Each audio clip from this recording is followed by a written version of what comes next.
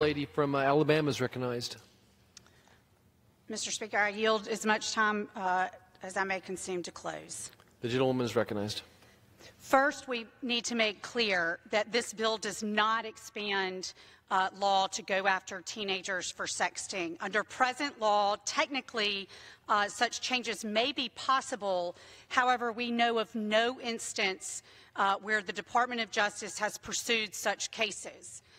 When these bills were initially passed, the press falsely claimed that they would make it possible for DOJ to go after teen sexting. This is completely reckless journalism. Apparently, these journalists did not participate in any sort of fact-checking, which would have merely consisted of opening a U.S. criminal code book.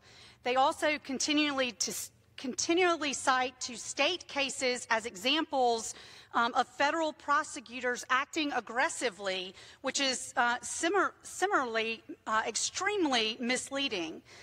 If our friends across the aisle would like to draw our attention to any cases where the federal government prosecuted consensual teen sexting, we'd be happy to look at them.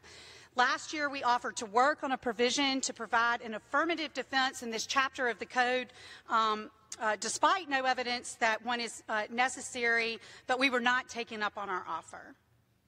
None of these bills, Mr. Speaker, create new mandatory minimum sentences. Instead, they modify the existing statutory framework to ensure the existing enhancements are applied equitably and to close certain loopholes.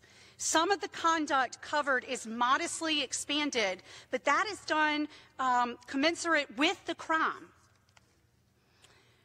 These recidivism enhancements are for these predatory crimes, especially where the defendant has previously sexually abused a child, which is the case for the enhancement in 18 U.S.C. 3559 subsection E. Society's laws need to address the problems of the day and protect the public, especially our children. Sex crimes against children are ubiquitous. Their number, as we have heard in our child protection hearing last month, is growing. Additionally, the offenses are becoming more depraved and the victims are getting younger. There is no sign of slowing down. Present law does not appear to be keeping up with the numbers. The gravity and growing prevalence of these crimes merit an appropriate societal response to have a proper deterrent effect. The enhancements provide this deterrent effect. In addition, these child sex crimes are vastly underreported. In these sexual exploitation crimes, the victims are often very young and very impressionable. They are often scarred for life as a result of horrific abuse. The punishment must fit the crime, especially where it involves our children. Again, my appeal to my colleagues is to consider this bill not just as a member of Congress, but again as a parent, a grandparent, an aunt, uncle, and friend. I urge my colleagues to adopt this bill.